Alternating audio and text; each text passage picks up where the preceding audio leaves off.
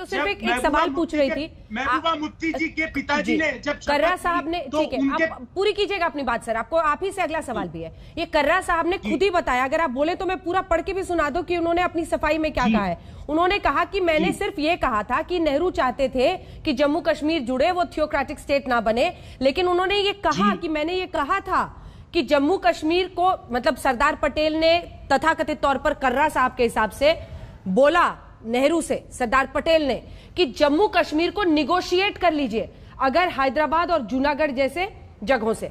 तो ये बात तो उन्होंने खुद ही कही है कि उन्होंने कहा है, या भी उन्होंने सफाई में कही सर, हमने सुनाई है। आप कह रहे हैं, सुनिए हड़बड़ाइए मत सर, हड़बड़ाइए मत, हड़बड़ी में ना सर, हड़बड़ी में गलती होती है। पात्रा जी ने जो बोला, क्या एक सेकंड, इसके आगे आप ये कह रहे हैं कि उन्होंने जिन्ना और जिन्ना को वो पसंद करते थे या जिन्ना के साथ मिले, ऐसी कोई बात वहां पर नहीं की थी, यही आप कह रहे हैं? ये कल्पना है संबित पात्रा की।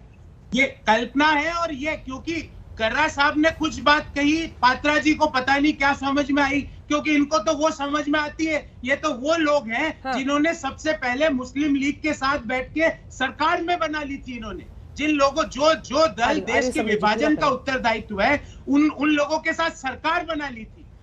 आतंकवादियों को जम्मू कश्मीर में, जब अभी 3 साल पहले इनकी सरकार थी, तो आसिया अंद्राबी को अपना पोस्टर गर्ल बना लिया था, और आज आतंकवादी की बात करते हो। अरे सरदार पटेल ने आप लोगों के पितृ संगठन के लिए खुला बोलता हूं, चैलेंज करता हूं, अगर एक वाक्य भी गलत बोल रहा हूं तो मेरे सामने लिखा है। सरदार पटेल ने श्यामा प्रसाद मुखर्जी जी को बोला, आरएसएस की प्रवृत्तियों के परिणाम स्वरूप देश में ऐसा वातावरण पैदा हो गया था जिसमें महात्मा गांधी की हत्या जैसी घटना का परिणाम हुआ। ठीक है, जवाब लेते हैं संबित पात्रा जी। मेरी बात सुनिए अंजना जी। अच्छा, अंजना जी पूरा कीजिए सर, पूरा कीजिए। फिर इन्होंने कहा कि हमने तो विकास की गंगा बहाई।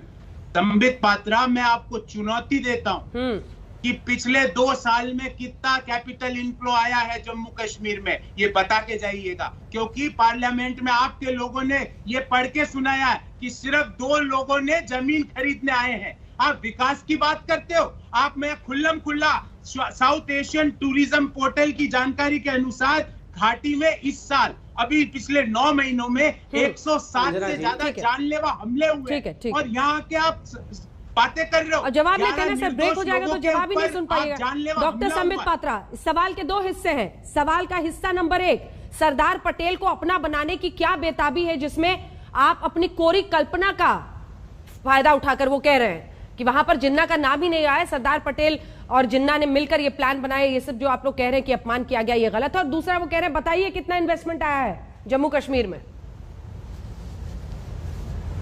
अंजना जी, पहली बात है, ये बोल रहे हैं कि पत्रकार वहां मौजूद थे और संबित पात्रा वहां मौजूद थे, इन दोनों को कैसे मालूम पड़ा? आपने यहां पर तो संबित पात्रा को बहुत खरी खोटी सुना दी। हिम्मत है तो जरा टाइम्स ऑफ इंडिया और इकोनॉमिक टाइम्स पे जरा डिफॉर्मेशन का केस तो करके दिखाओ ना। जिन्ना के विषय में सरदार पटेल ने जिन्ना से हाथ मिलाया हुआ था, यह इकोनॉमिक टाइम्स ने छापा हुआ है हिम्मत राहुल गांधी में इकोनॉमिक टाइम्स पे जाके डिफॉर्मेशन का केस कर दे? नहीं, टाई फीस हो जाएगा वहां राहुल गांधी, केवल आके प्रवक्ता यहां पर चिल्लाएंगे, वहां जाके डिफॉर्मेशन केस नहीं करेंगे। और खुद कारा ने कहा है कि ये सारी अंदर की बातें कैसे लीक हो गई, इस पर हम चिंता करेंगे। दूसरी बात है, आप जब पेगासस को लेकर पत्रकार पर विश्वास कर सकते हैं, पत्रकार कोई आर्टिकल लिख देता है, वो भी यहां पर नहीं, लंदन में लिखता है या फ्रांस में लिखता है, वो तो विश्वास कर लेते हैं।